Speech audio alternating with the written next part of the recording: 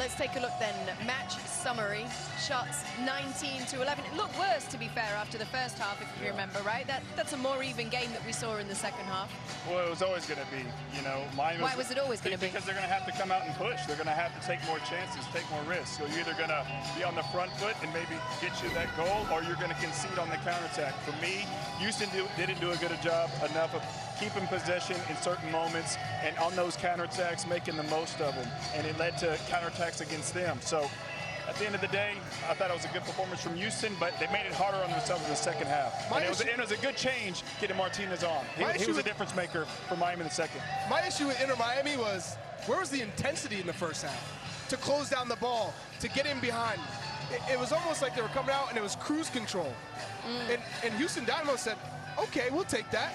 And they absolutely played them off the park. Do you think they were cocky? Were they too comfortable coming out? Too comfortable. Just not enough. The energy had to be higher. I think the ball's in behind to push, make Houston run towards their own goal. Houston had the game in front of them the whole time. And then they were just so calm and poised on the ball. Hector Herrera, Artur, and the back line, they could knock it. They played back to Tarbell and goal.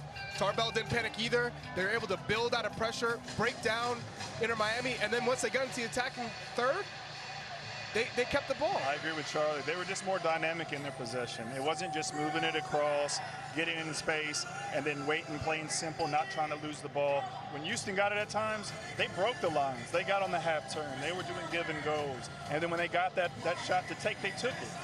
Does this indicate a reliance on Messi and Alba for Inter Miami? Is that a kind of a concern now that, hey, without those two in the starting lineup or on the field at all, you didn't manage to get it done? Well, they're just such difference makers. I mean, you're talking about the best player in the world and the best left back in Major League Soccer when he's on the pitch. So you're losing those two difference makers that force teams to defend, to not be on the front foot, to not play their game because they're always thinking about, oh, what about Messi if he gets on the ball? And on top of that, you just need to be clinical when you get those chances. And I think Inter Miami made tactical changes in the second half. Maybe if they played with two strikers from the beginning, you might have seen a different Inter Miami side. Other than Lionel Messi and Jordi Alba, what was missing for Inter Miami today? Joseph Martinez. You saw when he came in the second half, they finally were threatening. They were getting him behind. And he wasn't clinical when he needed to be. If he scores that early goal, this game might be different. I think about the first half when they had a counterattack and they were just passing it back across. No one wanted to take ownership and like, hey, I'm going to shoot it. You know, you get in a dangerous position. You're trying to upgrade your shot, but the shot never gets upgraded. You have to sometimes let one go. You have to test the keeper. You got to get the crowd behind you. And for me, there were a few times where they kept trying to pass, and they needed to have something on goal. It was like, who's going to be that dog?